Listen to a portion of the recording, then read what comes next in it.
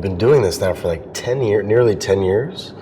And I think from the beginning, all of us said that the best thing that JJ ever did was cast it so well, because we all do get along beautifully and we enjoy each other's company immensely, and especially when you're away from home, as we have been in Vancouver and now Dubai, to have friends that are more like family just makes it all that easier, and we laugh a lot, and that I think is that's my greatest joy in this, and I would come back again and again just to have that experience.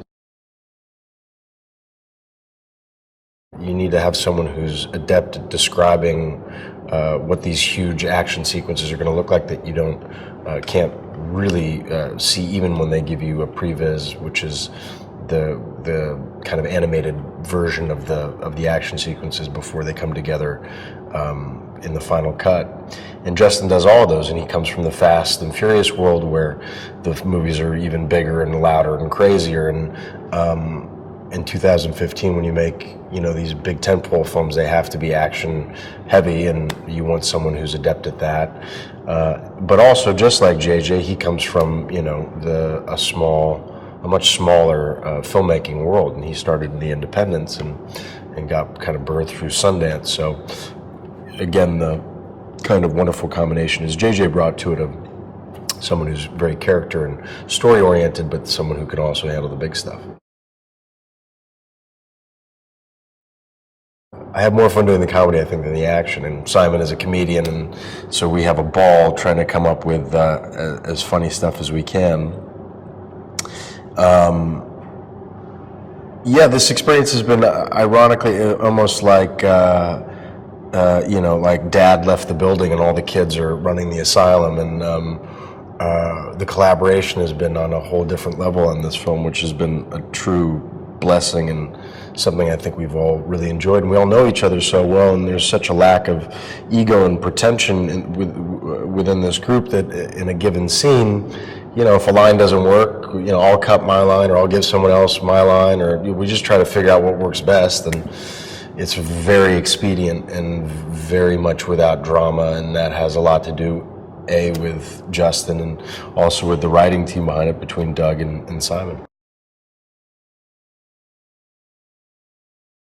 There's this joke in the Trek world about the night crew. It's like, what happens when our team leaves and then the other team comes in to shepherd the Enterprise through the galaxies? And we have that scene where I come in and take over for the night captain, and it's kind of distilling down, really logically following the pattern of what it would be like to be on a ship for 5 years that has to operate 24 hours a day. So even little things like bringing coffee onto the deck of the ship, as one would do to wake up after, or what would it be like to see these people over and over and over again? They're great people and we're all friends, but clearly, that's a long time. It's like being on a submarine, I guess. So I like following the logic of that. There's a lot of comedy in that, and it's not over the top, which I think the beginning is definitely over the top, but I love doing that stuff. The first two films were very kind of Spock and Kirk-centric, and I think there's a reason for that, because by definition these characters are kind of two polarities on a spectrum, and it works great to investigate that dichotomy. But there are also some fantastic other characters in this series, and Simon and Doug were very smart to break everybody up so we could see how they work together and who they are, and to see what their personalities are like and how they play off each other and how well or not they work together. And I think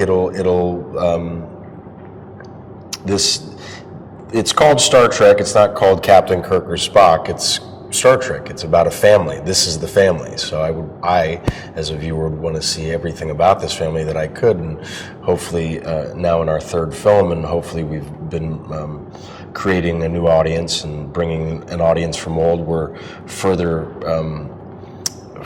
deepening those ligamental ties between the characters and between the fans to hopefully make more stories in the future.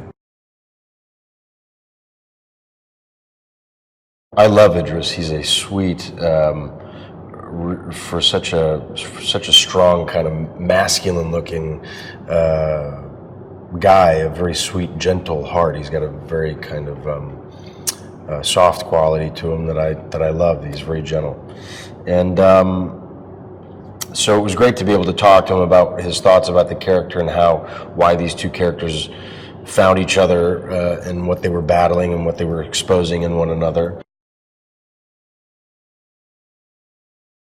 Far be it for me to describe someone who's had such an incredible cultural impact for over 50 years. I mean, that is just a credit to Leonard, to the world that Gene Roddenberry created, to the context of the time in the 60s in which it emerged. For me, I take everybody at face value, and Leonard was a quiet, patient, careful listener. He was highly artistic, highly sensitive, and I love Zach, and Zach had an incredible relationship with Leonard, and for that I love Leonard even more because I saw the impact that he had on my friend's life.